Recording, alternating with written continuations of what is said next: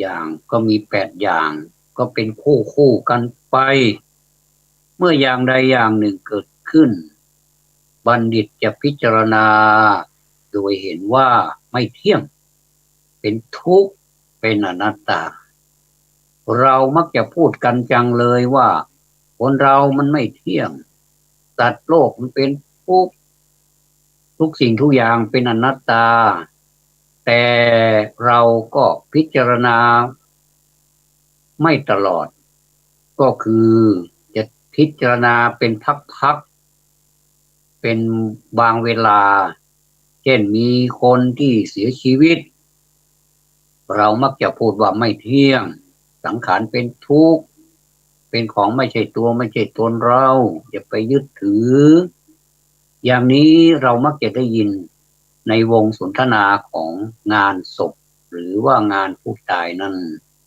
แต่ถ้าไม่มีใครตายไม่มีใครเจ็บ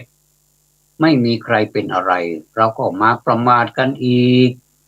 เป็นงานประจำไม่ใช่เป็นงานอดิเรกความประมาทของคนนั้นเป็นงานประจำแต่ว่าถือว่าความไม่เที่ยงเป็นทุกข์เป็นอนัตตาสิ่งเหล่านี้เป็นงานอดิเรกที่จะพูดกันเป็นบางครั้งบางคราวเท่านั้นทีนี้เมื่อบัณฑิตพิจารณาโดยเห็นว่าไม่เที่ยงเป็นทุกข์เป็นอนัตตาท่านก็รู้ต่อไปว่ารู้ตามสภาวะที่เป็นจริงคือไม่ยินดีในส่วนที่ปรารถนา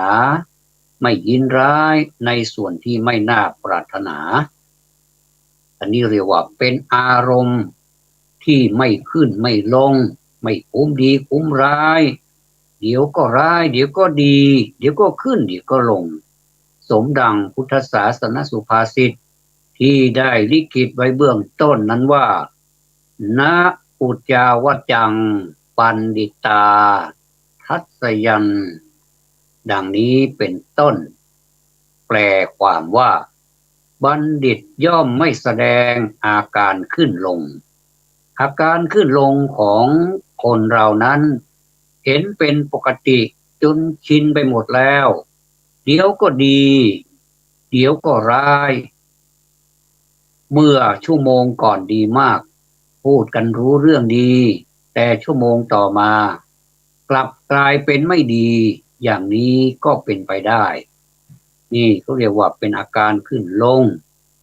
เดี๋ยวโกรธเดี๋ยวไม่โกรธเดี๋ยวพูดดีเดี๋ยวพูดไม่ดีเดี๋ยวยิ้มเดี๋ยวไม่ยิ้มสารพัดอันนี้แสดงว่าเป็นอาการขึ้นลงของคนซึ่งมันก็เป็นเรื่องปกติแต่ถ้าเราจะไม่ให้มันเป็นอย่างนั้นเราต้องมาศึก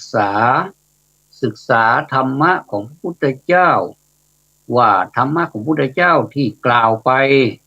ว่ามีโลกธรรม8มีอะไรบ้างเราเคยมีลาภมีสักการะมีเงินมีทองใช่ไหมแล้วถามตัวเองว่ามันเสื่อมได้ไหมเสื่อมมันมีวันหมดไปได้ไหมมีวันหมดไปเมื่อรู้อย่างนี้แล้วเราจะได้ทำจิตทำใจของเราไงล่ะมียศมียศมันก็เสื่อมยศถาบรรดาศักดิ์เป็นสิ่งที่มนุษย์ตั้งขึ้นมาสร้างขึ้นมาให้มียศชั้นนั้นชั้นนี้นี่เรียกว่าเรามียศเมื่อเรามียศเราก็กอดยศเอาไว้ไม่ให้หนีไปไหนนะเป็นที่รักของเราอย่างนี้นะยศเป็นที่รักของเราจะไม่มีวันเสื่อมแต่ที่ไหนได้คู่เขาก็มาตามหาว่าเมื่อมียศแล้วก็ต้องเสื่อมยศอย่างนี้นินทาล่ะโอ้นินทานี่หากันง่ายจังเลยทั้งต่อหน้าและรับหลังขนาดว่านั่งอยู่ในที่ประชุมเดียวกันนี่ก็ยังนินทาบางทีก็ไม่ได้ใช้ปากนินทาหรอกใช้ภาษากายนินทาใช้ปากบุ้ยใบ้บ้างใช้มือใช้นิ้วโป้งนิ้วหัวแม่มือเนี่ยชี้ไปข้างหลังแสดงว่านินทาเขาแล้วเนี่ยก็มีเราล่ะโดนนินทาไหมก็ถูกนินทาเหมือนกันและเขาล่ะก็ถูกนินทาเหมือนกันก็ถือว่าเป็นเรื่องปกติธรรมดาไปแล้วเมื่อนินทา แล้วมันก็ต้องมีสรรเสริญอีกสรรเสริญนี่ก็มีหลายประเภทนะโยมเช่นต่อหน้านี่โอ้สรรเสริญเยินยอกันพอรับหลังนิดเดียวไปไม่กี่วาเริ่มจะนินทาแล้วเอาเป็นไปซะนี่เขาเรียกว่าสรรเสริญต่อหน้าแต่ว่ารับหลังตั้งนินทาอย่างนี้ก็มีถมเถไปสังคมมันถึงได้ปั่นป่วนอย่างนี้แล้วก็ความสุขล่ะความสุขโอ้โหความสุขนี้ใครๆก็อยากได้เราจะสังเกตในเทศกาลปีใหม่อย่างเนี้ยเห็นได้ชัดเลยล่ะนะว่าปีใหม่เนี่ยอวยพรให้กันสารพัดอันไหนที่มันดีให้กันอันที่มันเป็นความจริงไม่ยอมบอกกันหรอกว่ามีความสุขแล้วก็ต้องทำใจนะเมื่อความสุขมันหายไปมันก็มีความทุกข์เข้ามาแทนที่อันนี้เป็นเรื่องของธรรมะสุขก็เป็นธรรมะทุกข์ก็เป็นธรรมะไม่สุขไม่ทุกข์ก็เป็นธรรมะบุคคลเราเขาก็เป็นธรรมะทางนั้นอย่างนี้เขาจะได้เตรียมตัวเตรียมใจ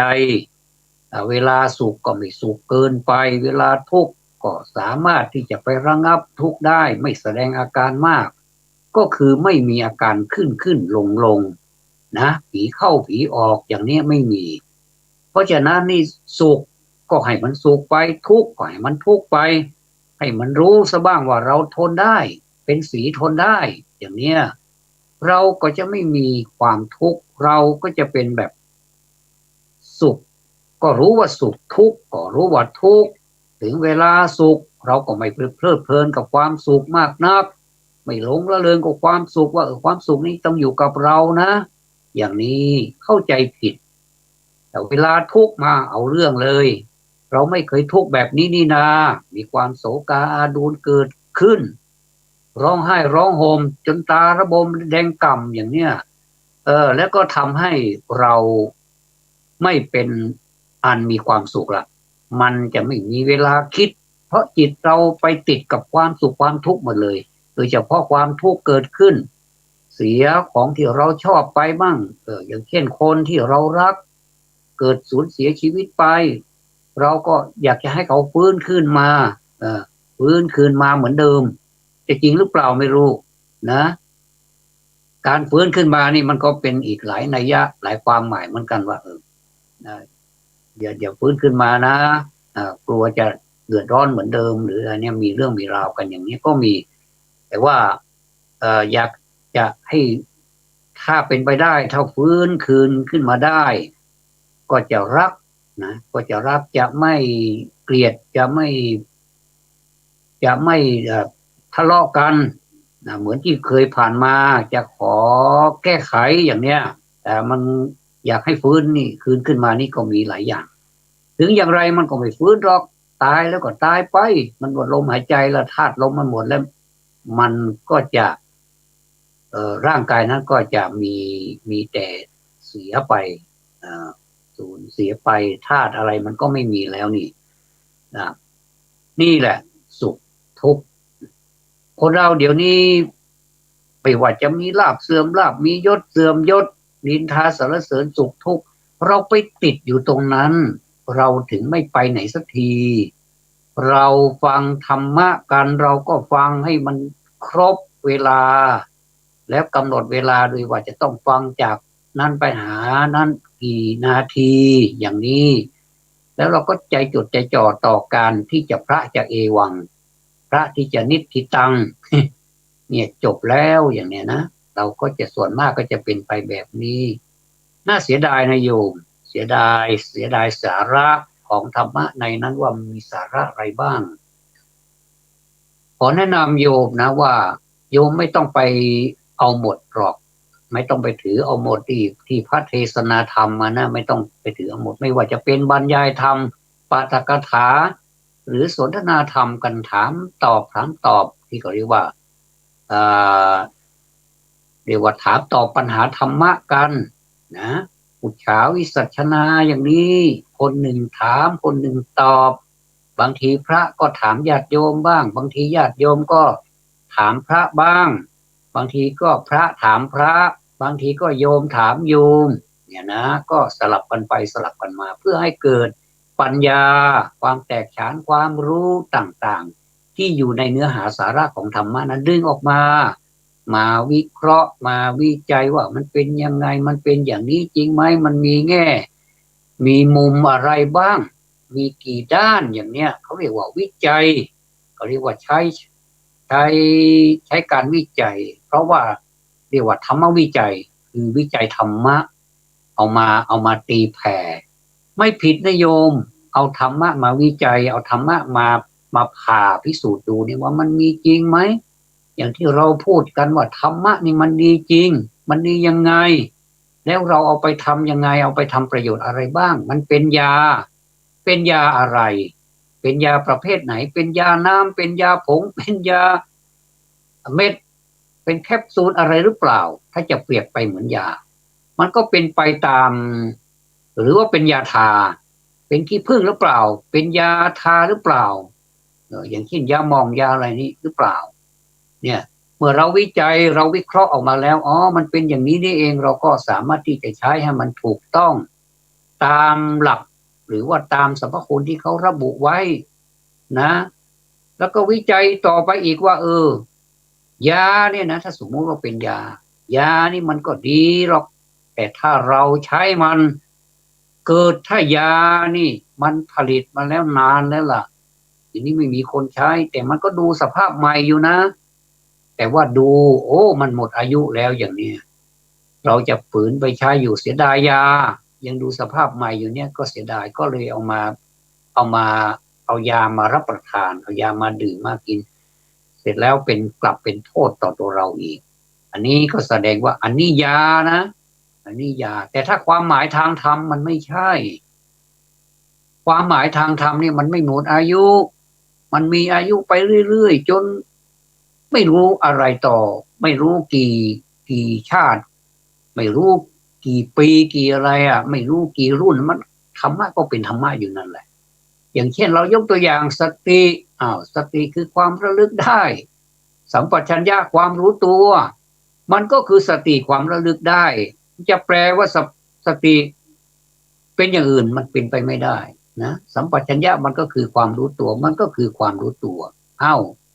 ระลึกได้อย่างไรอันนี้คือสรรพคุณยาสตินี้เป็นตัวยาสรรพคุณของสติมันมีอะไรบ้างก็คือระลึกได้ก่อนที่จะทำก่อนที่จะพูดก่อนที่จะคิดอันนี้คือสรรพคุณแบบย่อๆแล้วมีอีกมากมายสัมปชัญญะล่ะสัมปชัญญะคือความรู้ตัวในขณะที่ทำนั้นรู้สึกว่ามันเป็นอย่างนั้นอย่างนี้เราก็ตามรักษามันได้แล้วเราสามารถแก้ไขได้อย่างนี้เขาเรียกว่าสติสัมปชัญญะจะแปลเป็นอย่างอื่นเป็นไปไม่ได้แล้วมันเป็นหัวข้อธรรมที่เป็นธรรมที่นำเอาธรรมอื่นให้มีเกิดขึ้นในตัวเราไม่ว่าอะไรจะเกิดขึ้นถ้าเรามีสติกำกับสัมปชัญญะกำกับอย่างเนี้ยธรรมะข้ออื่นมันก็จะไหลมาเทมานะไหลมาเทมาเหมือนที่เขาพูดเงินไหลนองทองไหลมาอย่างนั้นแหละปีใหม่ที่เขามักจะพูดกันเนี่ยก็เปรียบเทียบกันแล้วธรรมะไม่มีวันหมดอายุแต่สิ่งของเครื่องใช้ต่างๆเช่นยกตัวอย่างยาอย่างเนี้ยมันหมดอายุเอามาใช้แล้วเอามากินแล้วกลับแทนที่มันจะเป็นการรักษาโรคหรือว่ากำจัดโรคภัยไข้เจ็บที่เกิดขึ้นในตัวของเราเนี่ยไม่เป็นอย่างนั้นกลับกลายเป็นโทษนำเอาความทุกข์โทษที่เกิดจากการเสพยาหรือว่ากินยานั้นเนี่ยเข้ามาสู่ตัวเรายิ่งซ้ำร้ายเข้าไปใหม่เข้าไปอีกอันนี้แหละคือเปรียบเทียบให้ฟังโยมทั้งหลายธรรมะนั้นไม่มีวันหมดอายุนะนี่ทีนี้เมื่อเราเกิดมาเนี่ยคือบุคคลเนี่ยมันมีหลายประเภทคนในโลกนี้มันมีหลายประเภทไม่ว่าจะเป็นคนที่มีปัญญาบ้างมีปัญญาปานกลางบ้างมีไม่มีปัญญาเลยบ้างหรือว่ามีคุณสมบัติไม่เหมือนกันความรู้ก็แตกต่างกันออกไปแต่เขาก็คือคนนะแต่เขาก็คือคนแต่ว่าบุคคลที่สร้างสมบารมีธรรมมามากเนี่ย รู้สึกเขาจะเป็นบุคคลพิเศษเป็นบุคคลที่พิเศษสามารถเข้าใจอะไรได้ฉับพลันก็ถ้าจะแปลไปก็เหมือนกับว่าเขาเรียกว่ามีไหวพริบปฏิภาณนั่นแหละเรามาใช้ในภาษาไทยว่ามีไหวพริบปฏิภาณเข้าใจได้ง่ายมีอะไรที่เหนือกว่าผู้อื่นมักจะมีนะบุคคลมักจะมีอย่างนี้เหมือนกันดังนั้นจึงหาได้ยากบุคคลเช่นนี้หาได้ยากนะในโลกนี้หาได้ยากบุรุษที่หาได้ยากนี่เขาเรียกว่าบุรุษอาชาไนยบุรุษอาชาไนยนี่มักจะเกิดในตระกูลที่สูงคือตระกูลที่สูงว่างั้นเถิดแต่ว่าก็ไม่แน่เสมอไปบางทีก็ไม่ต้องก็ได้และก็ทำให้เกิดความเจริญแก่ประเทศชาติบ้านเมืองเนี่ยบางทีตระกูลก็ไม่เกี่ยวนะอย่างพระโพธิสัตว์นี่เกิดในตระกูลที่ไม่สูงก็ยังทำคุณประโยชน์ให้เกิดแก่คนอื่นได้นะแล้วก็พูดไปถึงเมื่อออกบรรพชาหรือว่าอุปสมบทเนี่ยก็จะเป็นผู้บริบูรณ์ด้วยคุณธรรมอย่างที่สุดและยังนำสัตว์ตวโลกให้พ้นจากทุกข์ให้ได้รับความสุขถ้าจะกล่าวถึงก็กล่าวถึงพุทธเจ้าผู้ที่สมบูรณ์ด้วยคุณธรรมอย่างที่สุดนะสมดังพุทธศาสนสุภาษิตนะบทหนึ่งว่าทุลโภปุริสาชัญญูบุรุษอาชาไนยหาได้ยากบุรุษอาชาไนยก็อย่างที่พูดไปเมื่อสักครู่นี้ว่า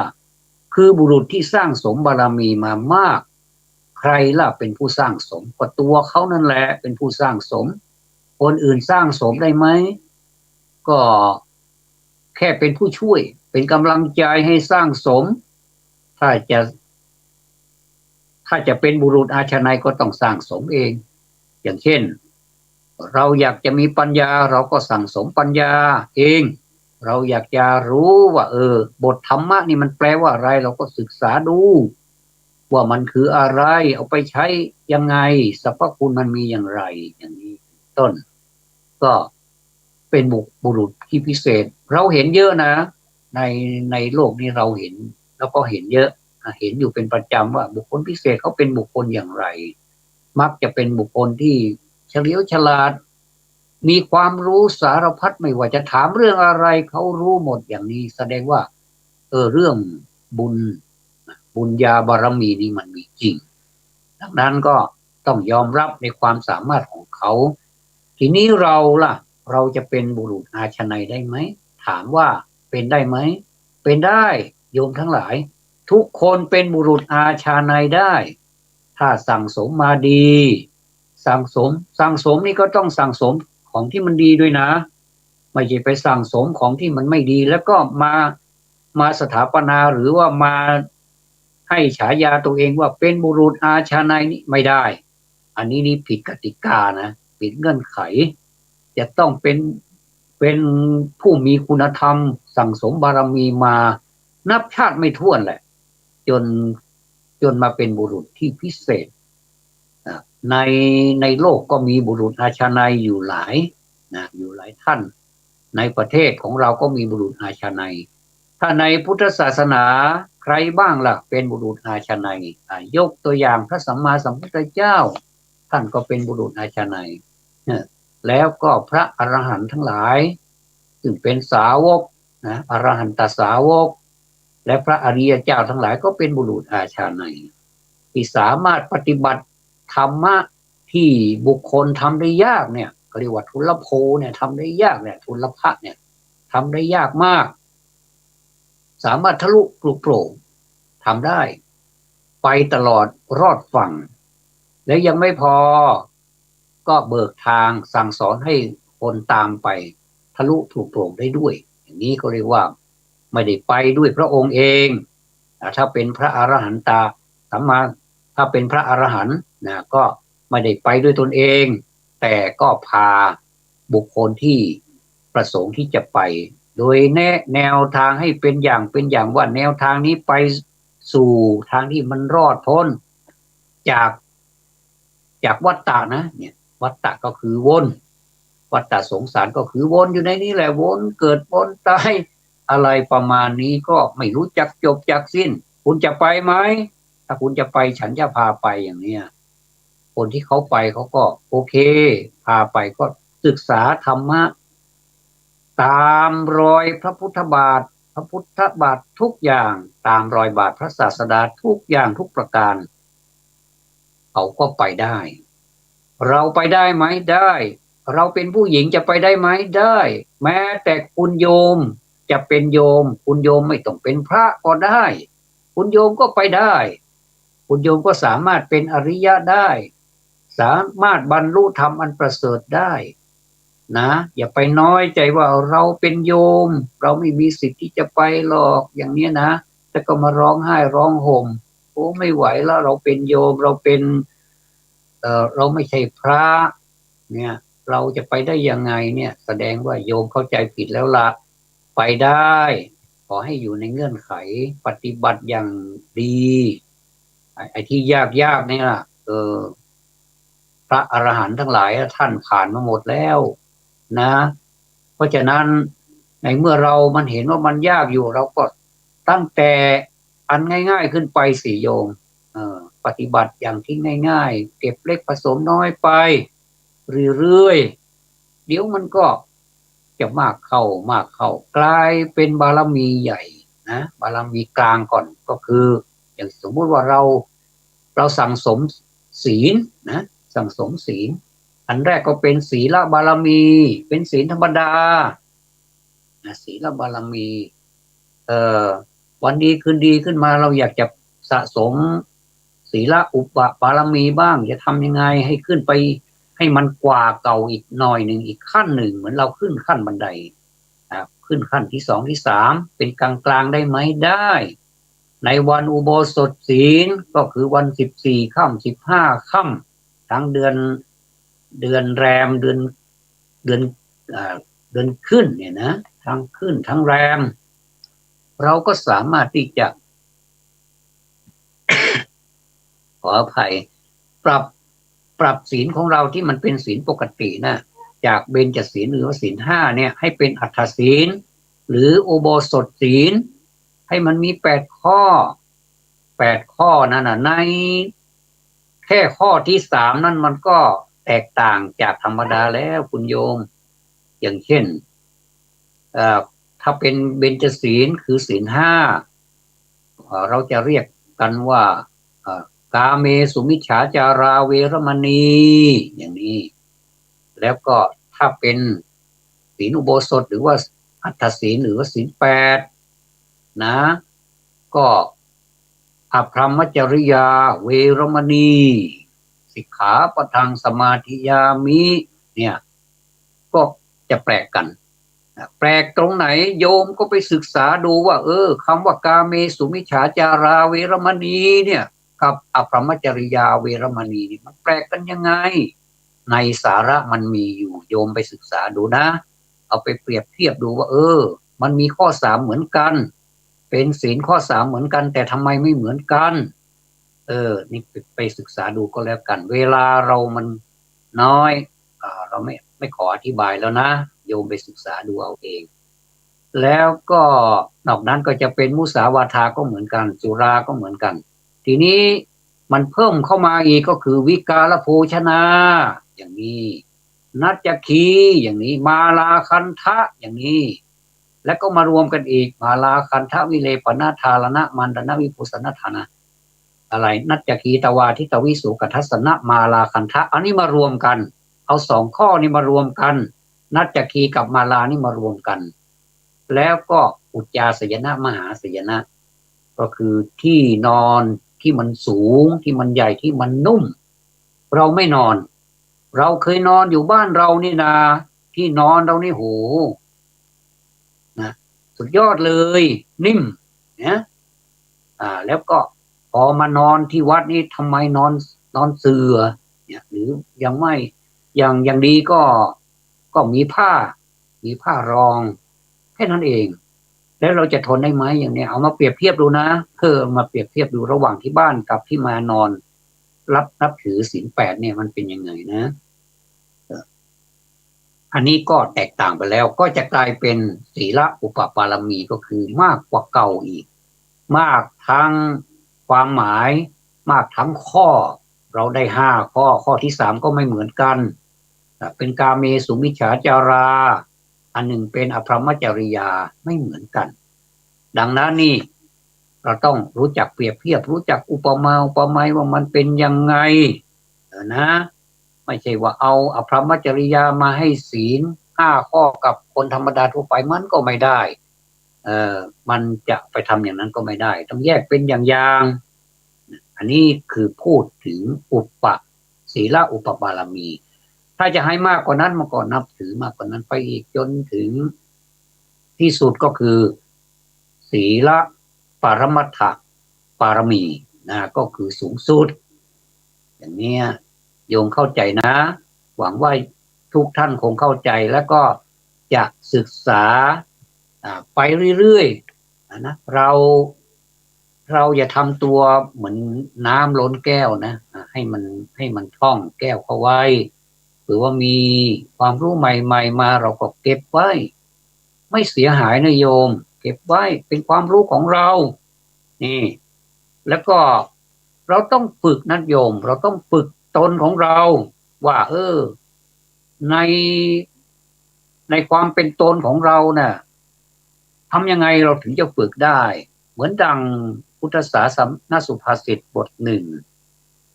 อันมาในธรรมบทขุททกนิกายนั้นว่าทันโตเศรษโธมนุษเสสุแปลความว่าในหมู่มนุษย์ผู้ฝึกตนได้แล้วเป็นผู้ประเสริฐสุดนี่พระพุทธเจ้านี่ได้เลยอรหันต์นี่ได้เลยอริยะบุคคลนี่ใช่เลยเป็นผู้ฝึกตนกันทั้งนั้นผู้ฝึกตนก็หมายถึงบุคคลผู้สามารถอบรมข่มใจอดกลั้นไว้ได้ต่อสิ่งที่เข้ามากระทบทำให้เกิดความยินดียินร้ายได้นี่บุคคลผู้ฝึกตนดีแล้วนี่ย่อมมีจิตใจที่ไม่ค่อยอ่อนไหวไม่ค่อยอ่อนไหวง่ายเหมือนที่อาตมาได้พูดมีอาการขึ้นลงเนี่ยนะไม่มีแล้วล่ะมีใจเข้มแข็งสำรวมกายวาจารวมทั้งจิตใจไว้ได้ดีฝึกฝนตนให้เป็นไปตามยถาภูตธรรมจนกระทั่งถึงที่สุดคือรู้แจ้งเห็นจริงต่อสภาวะธรรมทั้งปวงนั่นแหละและก็สามารถควบคุมใจไว้ได้ตลอดแล้วก็จะได้ชื่อว่าเป็นอริยบุคคลคือบุคคลผู้ประเสริฐสุดในหมู่มนุษย์เราอยากจะเป็นบุคคลผู้ประเสริฐสุดในหมู่มนุษย์ได้ไหมถามอย่างนี้ตอบยังไม่ลังเลได้เลยว่าได้โยมเป็นผู้หญิงก็ได้เป็นผู้ชายก็ได้นะไม่ว่าไม่มีการจำกัดอายุเพศวัยอะไรไม่จำกัดถ้าอยากจะเป็นผู้ที่ฝึกตนเป็นผู้ประเสริฐแล้วไซเนี่ยทำเถอะนะทำเถอะไม่ต้องไปกลัวว่าใครจะว่าเราอย่างโน้นอย่างนี้แก่แดดบ้างอะไรบ้างไม่ต้องเพราะเราไม่หวั่นไหวแล้วนี่ไม่มีหวั่นไหวนะไม่มีหวั่นไหวแก่แดดนั่นดีเราไปอยู่กลางแดดนะเดี๋ยวมันมีวิตามินด้วยนะไปอยู่กลางแดดซะมั่งอย่าไปอยู่ในร่มอย่างเดียวเราไปอยู่กลางท่ามกลางแสงแดดแต่ให้มันรู้เวลานะแสงแดดนี่เวลาไหนที่มันอ่อนพอดีถ้าเป็นเที่ยงเนี่ยเที่ยงวันบ่ายโมงเนี่ยไปอยู่กลางแดดมันก็ตายกันพอดีเลยนะก็รู้จักกาลเทศะบ้างว่าควรจะอยู่ตอนไหนอันนี้แหละหมู่มนุษย์ทั้งหลายที่ฝึกตนนี้แล้วมีพระพุทธเจ้าเป็นต้นเนี่ยนะก็แสดงว่าเป็นผู้ประเสริฐที่สุดในหมู่มนุษย์ทั้งหลายวันนี้เป็นวันพฤหั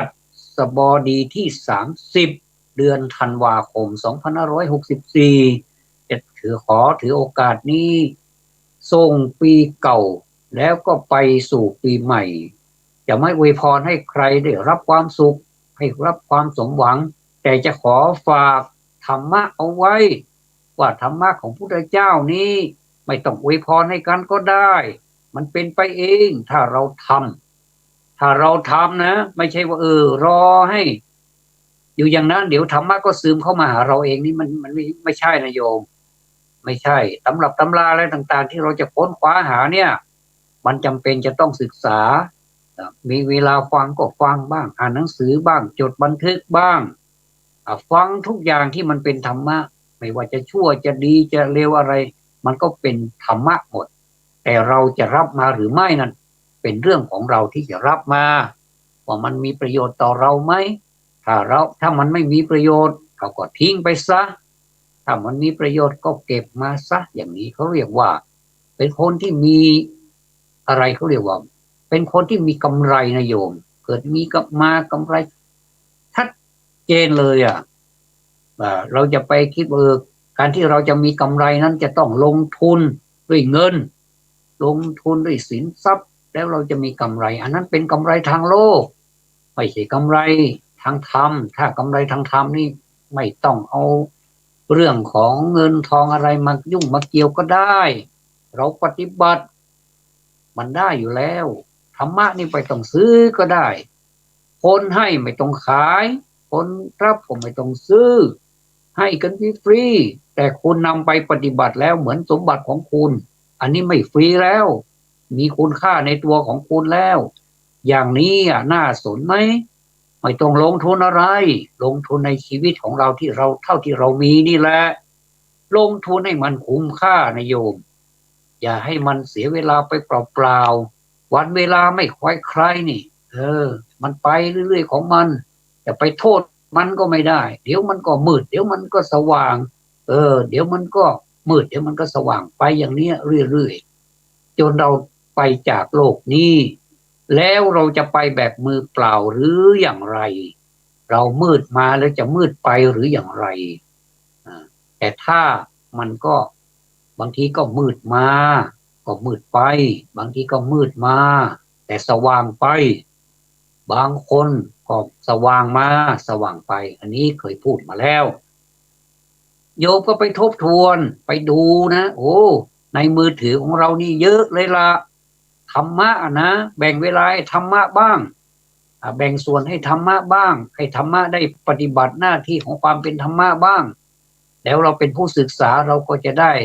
ธรรมะที่เราศึกษาในมือถือนั่นแหละอย่าอย่าไปเสียค่าบริการอย่างเดียวโดยที่ไม่ได้อะไรเลยได้แต่คำนินทากันสรรเสริญกันให้พรกันแค่นั้นหรือเราถือว่าเรื่องธรรมะนี่เป็นเรื่องของปัจเจกเราเราดูเราทำเราปฏิบัติเราก็ได้ของเราเองนะใครคนอื่น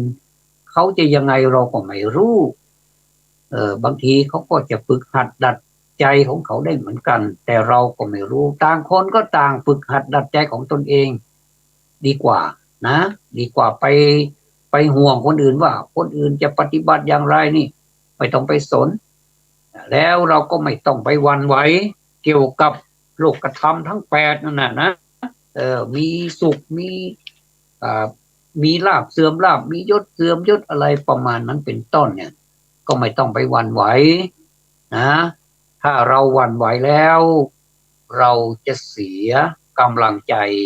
แล้วเราจะเสียเวลาเสีย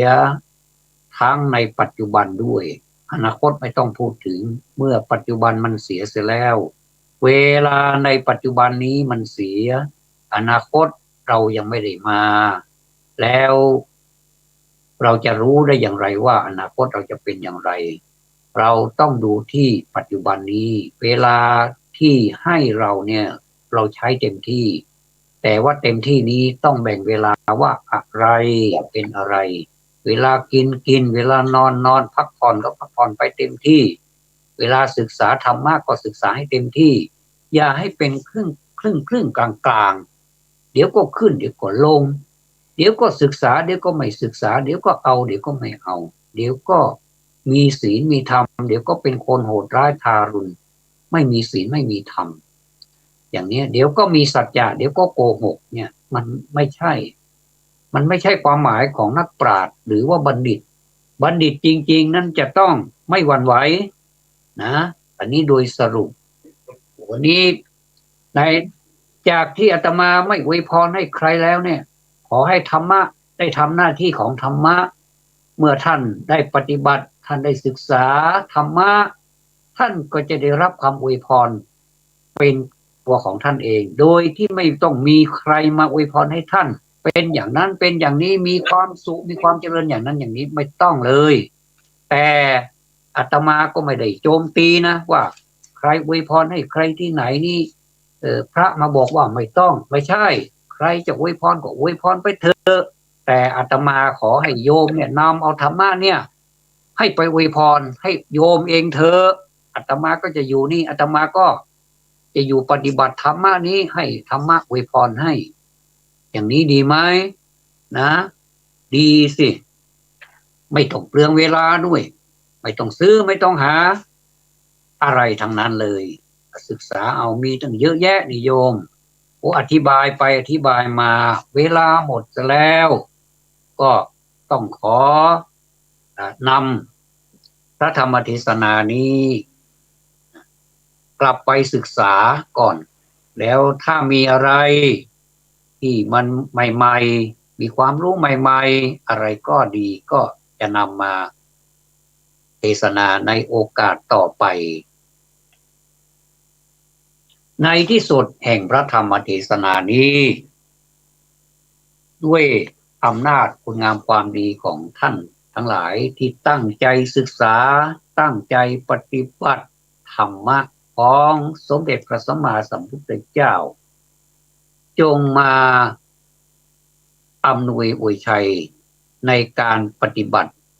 ธรรมะของท่านนั่นแหละให้ท่านเป็นผู้ไม่หวั่นไหวมีความมั่นคงในธรรมมีศรัทธาก็อย่าหวั่นไหวเขาเรียกว่าอจลศรัทธาคือความไม่หวั่นไหวในพระรัตนตรัยขอความสุขความสวัสดีจงมีแด่ท่านสาธุชนทุกท่านให้สมความมุ่งมา่ปรารถนาในสิ่งที่พึงประสงค์จงทุกประการรับประทานแสดงพระธรรมเทศนามาพอสมควรแก่เวลาจึงขอสมมุติยุติลงคงไว้แต่เพียงเท่านี้เอวังก็มีด้วยประการฉนี้อภิวาทนาสีลิสนิจจังวุธาปจายโนจัตตารโอธรรมาวัฏันติอายุวันโนสุขังพลัง